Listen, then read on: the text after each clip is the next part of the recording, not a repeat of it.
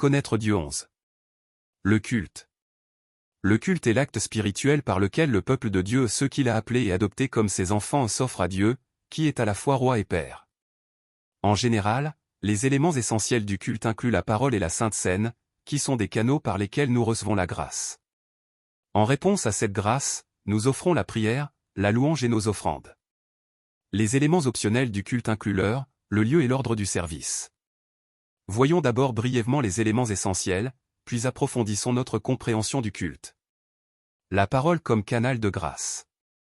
La partie la plus importante de tout service de culte, c'est la parole. Peu importe à quel point un culte est grandiose ou bien organisé, s'il manque la parole, on ne peut pas dire que c'est un véritable culte. Le culte est le moment où l'on écoute la parole de Dieu, non les paroles du monde, ni celles des hommes, mais bien la parole de Dieu. C'est pourquoi la parole doit être proclamée pendant le culte. Elle ne doit pas être remplacée par autre chose, ni enveloppée dans autre chose. Dans les offrandes de l'Ancien Testament et qui étaient des formes de culte, seul le pain pur de la parole devait être offert. L'huile représentant le Saint-Esprit et le sel symbolisant l'alliance devaient être inclus, mais le levain et le miel, qui gonflent et adoucissent, n'étaient pas permis. Aucune des offrandes de grains que vous présenterez à l'Éternel ne devra être préparée avec du levain, car vous ne devez faire brûler ni levain ni miel comme offrande consumée par le feu pour l'Éternel. Vous pouvez les présenter à l'Éternel comme offrande des premiers fruits, mais ils ne doivent pas monter sur l'autel comme agréable odeur. Tu mettras du sel sur toutes tes offrandes, tu ne mettras pas le sel de l'alliance de ton Dieu sur ton offrande, tu ajouteras du sel à toutes tes offrandes. Le culte est le moment d'écouter la parole de Dieu et de s'engager à lui obéir. Car seule la parole de Dieu a le pouvoir. Les saintes écritures peuvent te rendre sage en vue du salut par la foi en Jésus-Christ. Toute écriture est inspirée de Dieu et utile pour enseigner, pour convaincre, pour corriger, pour former à la justice, afin que l'homme de Dieu soit formé et équipé pour toute bonne œuvre. La Sainte Seine comme canal de grâce. La Sainte Seine est une pratique que Jésus lui-même a instituée avant sa crucifixion, en disant « Faites ceci en mémoire de moi.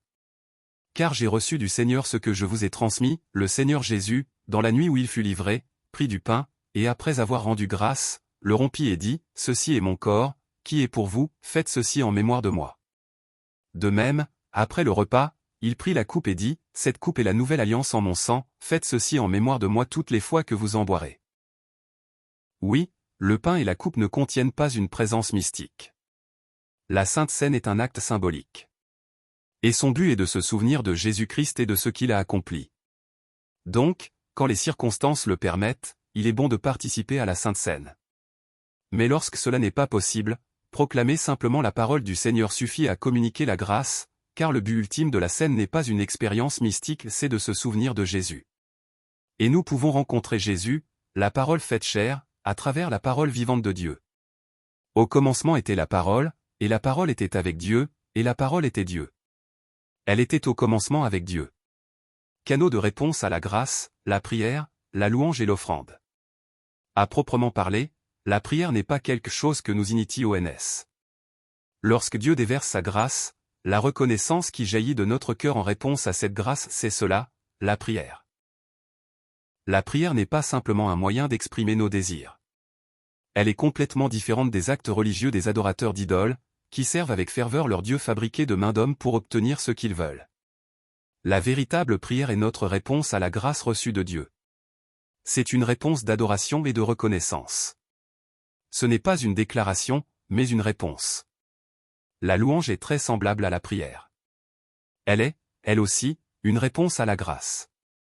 Tout comme une prière motivée par un intérêt personnel n'est pas une véritable prière, une louange offerte pour soi-même n'est pas une véritable louange. La louange est cette action de grâce qui déborde de notre cœur quand la grâce de Dieu nous touche. Ce n'est pas un moyen d'obtenir quelque chose de Dieu, c'est l'élévation de son nom, la proclamation de ses œuvres, la reconnaissance de notre péché, et la célébration de la grâce de Jésus-Christ, qui nous a réconciliés avec Dieu. L'offrande, c'est un lâcher-prise. Quand la grâce de Dieu nous envahit, elle chasse les choses du monde auxquelles nous nous accrochions autrefois. Et lorsque notre cœur est rempli de l'amour de Dieu, le fait de se détacher de ce à quoi nous tenions le plus, nos biens matériels, devient un acte d'adoration. Voilà ce qu'est réellement l'offrande. Sans la grâce, nous ne pouvons offrir correctement. L'offrande n'est jamais un investissement dans le but de recevoir davantage, ni un geste émotionnel posé sans la parole. Elle est une réponse à la grâce reçue. Les adorateurs que Dieu recherche. Dieu cherche ceux qui l'adoreront. L'Écriture le proclame clairement. Mais l'heure vient, et elle est déjà là, où les vrais adorateurs adoreront le Père en esprit et en vérité, ce sont là les adorateurs que le Père recherche. Oui, Dieu recherche des adorateurs. Mais c'est ici qu'il faut être vigilant. L'adoration que Dieu recherche n'est pas un simple acte extérieur. C'est une relation, une manière de vivre, une marche avec lui. Parce que nous avons tendance à comprendre l'adoration en termes d'action, nous mettons trop d'importance sur le bâtiment ou le lieu. Nous pensons qu'un bâtiment plus grand, plus orné, rempli de pupitres coûteux, de lumière et d'instruments signifie que notre adoration a plus de valeur. Ce n'est pas entièrement faux. Si nous en avons les moyens, il est bon de construire avec soin et de meubler les lieux de culte avec sincérité et excellence. Mais si l'adorateur ne se tient pas devant Dieu comme un véritable adorateur, alors tout cela n'est que décoration. Il ne faut pas passer à côté de cela. Le bâtiment où le culte a lieu n'est pas le temple, c'est simplement un lieu de culte, un sanctuaire. Dans l'Ancien Testament, l'adoration prenait la forme de sacrifices. Et dès le récit des premières offrandes de Caïn et Abel, nous apprenons quelque chose de très important. Au bout de quelque temps, Caïn fit à l'Éternel une offrande des produits de la terre. Abel, de son côté, en fit une des premiers-nés de son troupeau et de leur graisse. L'Éternel porta un regard favorable sur Abel et sur son offrande, mais il ne porta pas un regard favorable sur Caïn et sur son offrande. Caïn fut très irrité, et son visage fut abattu. Dieu n'a pas seulement accepté l'offrande d'Abel, il a accepté Abel lui-même. Et il n'a pas simplement rejeté l'offrande de Caïn, il a rejeté Caïn. Il ne faut pas manquer cela. Si l'on lit attentivement la Bible, on voit que Dieu ne demande jamais de sacrifice seul à ceux dont le cœur n'est pas droit. Par l'acte du sacrifice, Dieu appelle à une relation avec son peuple. Il désire des vies sincères. Il veut marcher avec nous. Le Seigneur dit, « À quoi me servent vos nombreux sacrifices ? Je suis rassasié des holocaustes de béliers et de la graisse des veaux engraissés. Je ne prends aucun plaisir dans le sang des taureaux, des agneaux et des boucs. Quand vous venez vous présenter devant moi, qui vous a demandé cela, de fouler mes parvis? Cessez d'apporter des offrandes sans valeur. L'encens que vous brûlez m'est une abomination. Les nouvelles lunes, les sabbats, les convocations et je ne supporte pas vos assemblées perverses. Vos fêtes de nouvelles lunes et vos solennités, mon âme les hait. Elles sont un fardeau pour moi, je suis las de les supporter. Quand vous étendez vos mains pour prier, je détourne les yeux. Même si vous multipliez les prières, je n'écoute pas. Vos mains sont pleines de sang. Lavez-vous, purifiez-vous. Ôtez de ma vue vos mauvaises actions. Cessez de faire le mal. Apprenez à faire le bien, recherchez la justice. Protégez l'opprimé. Défendez l'orphelin. Plaidez pour la veuve. Quand j'ai fait sortir vos ancêtres d'Égypte, je ne leur ai pas seulement donné des commandements concernant les holocaustes et les sacrifices. Mais je leur ai donné cet ordre, obéissez-moi, et je serai votre Dieu, et vous serez mon peuple. Marchez dans toutes les voies que je vous prescris, afin que vous soyez heureux. Car je prends plaisir à la fidélité et non au sacrifice, à la connaissance de Dieu plus qu'au holocauste. Avec quoi me présenterai-je devant l'Éternel, m'inclinerai-je devant le Dieu Très-Haut? Me présenterai-je avec des holocaustes, avec des veaux d'un an? L'Éternel se réjouira-t-il de 1000 béliers, de 10 000 torrents d'huile? Donnerai-je mon premier-né pour mon péché, le fruit de mes entrailles pour le péché de mon âme?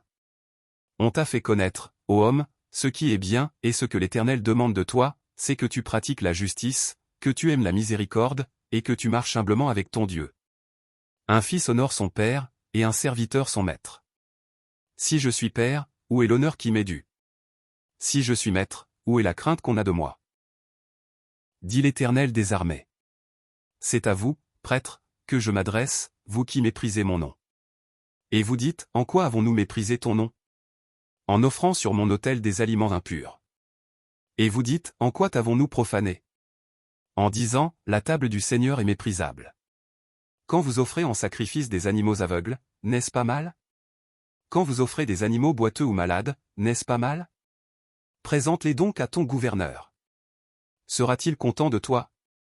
Te fera-t-il bon accueil, dit l'Éternel des armées. Oh! Si l'un de vous voulait fermer les portes du temple, afin que vous ne puissiez plus allumer en vain le feu sur mon autel. Je ne prends aucun plaisir en vous, dit l'Éternel des armées, et je n'agréerai aucune offrande de vos mains. C'est par la foi qu'Abel offrit à Dieu un sacrifice plus excellent que celui de Caïn. À travers tout l'Ancien Testament, nous voyons clairement le sens du sacrifice et donc, le sens de l'adoration. Une fois de plus, l'adoration n'est pas seulement un acte. C'est une vie. C'est une marche avec Dieu. Adorer en esprit et en vérité. L'Écriture déclare. Mais l'heure vient et elle est déjà là où les vrais adorateurs adoreront le Père en esprit et en vérité. Ce sont là les adorateurs que le Père recherche. Dieu est esprit, et il faut que ceux qui l'adorent l'adorent en esprit et en vérité. Oui, adorer, en esprit, signifie que nous devons adorer par le Saint-Esprit, qui est l'Esprit de Dieu. Si l'Esprit de Dieu habite en vous, vous n'êtes pas sous l'emprise de la chair, mais sous celle de l'Esprit. Si quelqu'un n'a pas l'Esprit de Christ, il ne lui appartient pas. C'est pourquoi je vous déclare que nul, s'il parle par l'Esprit de Dieu, ne dit « Jésus est maudit ». Et nul ne peut dire « Jésus est Seigneur » si ce n'est par le Saint-Esprit. Et adorer, en vérité, c'est adorer par le Dieu de vérité, Jésus, le Saint-Esprit et la parole. Je remets mon esprit entre tes mains, tu me délivreras, Éternel, Dieu fidèle. Jésus lui dit, je suis le chemin, la vérité et la vie. Nul ne vient au Père que par moi. C'est lui, Jésus-Christ, venu avec de l'eau et du sang, non avec l'eau seulement, mais avec l'eau et avec le sang, et c'est l'Esprit qui rend témoignage, car l'Esprit est la vérité. Sanctifie-les par ta vérité, ta parole est la vérité. Ainsi, l'adoration remplie du Saint-Esprit, qui est l'Esprit de Jésus-Christ, est fondée sur la parole de vérité, et le culte que Dieu désire. C'est un moment où l'on est rempli de Dieu, où l'on se réjouit en Dieu, où l'on est comblé par Dieu.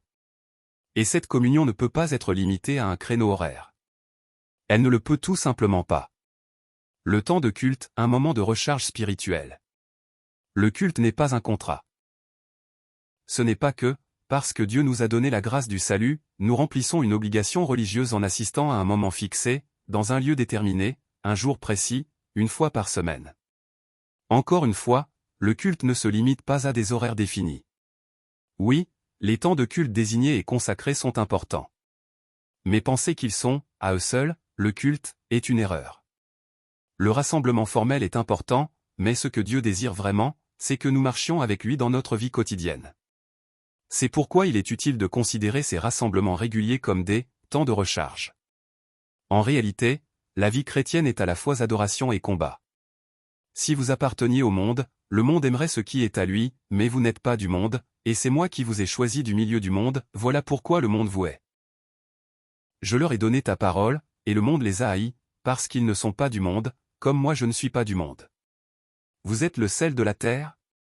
Vous êtes la lumière du monde. Les chrétiens vivent selon une autre valeur, dans une direction différente. C'est pourquoi le monde les rejette. Parce qu'ils sont différents, parce qu'ils ont été mis à part. Avant d'être en Christ, il n'y avait pas de tension ni de combat spirituel. Mais maintenant, en tant qu'appelés par la grâce de Dieu, nous sommes appelés à vivre comme le sel et la lumière. Et ce faisant, nous dépensons une énergie spirituelle. Voilà pourquoi le culte ne consiste pas à remplir une heure. Il doit devenir un temps de recharge spirituelle. Il ne s'agit pas de pointer sa présence ou de remplir un devoir pour ensuite vivre comme on veut le reste de la semaine. Ce qui nous remplit ne doit venir d'aucune source du monde, mais uniquement de la parole et des sacrements ou du moins de la parole seule. C'est un moment pour être nourri de la vérité et Dieu, Jésus-Christ, le Saint-Esprit à travers la parole de vérité.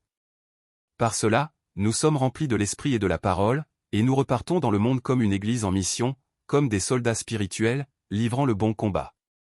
Voilà ce qu'est le culte.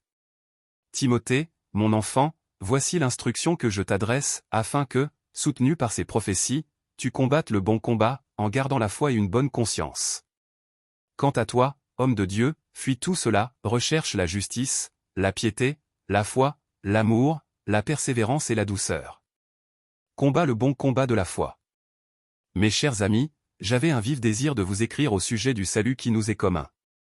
J'ai estimé nécessaire de le faire pour vous exhorter à combattre pour la foi qui a été transmise au sein une fois pour toutes. Ainsi, il est absolument nécessaire pour nous de nous rassembler au temps fixé pour adorer. Et par ce culte, nous devons être spirituellement remplis par l'Esprit et par la parole. C'est ainsi que nous pourrons vaincre le monde, par une vie d'adoration. L'adoration dans la vie, un temps de marche avec Dieu. Quand des personnes s'aiment, le simple fait d'être ensemble leur donne de la force. Mais même lorsqu'elles sont séparées, elles ne sont jamais vraiment éloignées. Leur cœur reste uni malgré la distance, c'est cela, l'amour. Combien plus cela est-il vrai pour le Dieu Tout-Puissant et son peuple, ses enfants. Le culte communautaire n'est pas une fin en soi, mais un point de débordement vers la vie quotidienne. Autrement dit, nous offrons un culte lorsque nous sommes rassemblés, et nous offrons aussi un culte lorsque nous repartons. Ce que nous ne devons jamais oublier, c'est ceci, le culte n'est pas limité à un moment précis, c'est notre vie. C'est une marche avec Dieu. Le culte est quelque chose que nous offrons à Dieu. C'est une vie vécue en communion avec lui. Le culte n'est pas destiné aux hommes. Parfois, certaines églises invitent des non-croyants et appellent cette rencontre un « culte ouvert », mais ce terme ne reflète pas la véritable nature du culte. Un tel rassemblement devrait plutôt être qualifié de « célébration évangélique ». Ce n'est pas un culte. Le culte est le moment où ceux qui ont été appelés par la grâce de Dieu, ceux qui confessent Dieu comme leur Père, se rassemblent pour reconnaître Dieu comme Dieu. C'est pourquoi il n'est pas approprié d'inclure dans le culte des pièces de théâtre, des témoignages ou des compétitions. Ces éléments peuvent avoir leur utilité, mais ils n'ont pas leur place dans l'adoration elle-même. Le culte doit être un acte pur d'amour et de révérence envers Dieu. Nous nous tenons devant le Dieu saint avec crainte et tremblement.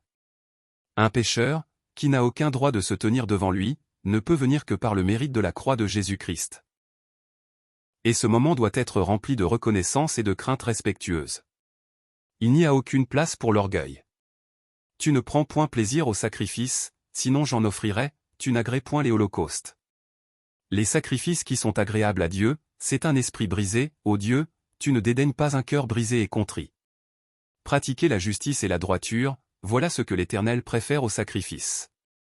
Je vous exhorte donc, frères et sœurs, par les compassions de Dieu, à offrir vos corps comme un sacrifice vivant, saint, agréable à Dieu, ce qui sera de votre part un culte raisonnable. Ne vous conformez pas au siècle présent, mais soyez transformés par le renouvellement de l'intelligence, afin que vous discerniez quelle est la volonté de Dieu, ce qui est bon, agréable et parfait. Nous ne sommes pas rois de notre propre vie. Nous sommes le peuple de Dieu. Nous sommes ses enfants, sauvés par sa grâce. Nous sommes ses serviteurs. Et l'adoration doit être offerte depuis cette posture. C'est l'attitude que nous devons avoir pendant nos temps de recharge spirituelle et c'est cette même posture que nous devons porter chaque jour, en marchant avec Dieu. Voilà le genre d'adoration que Dieu recherche, une adoration qui restaure, et une adoration qui marche avec lui.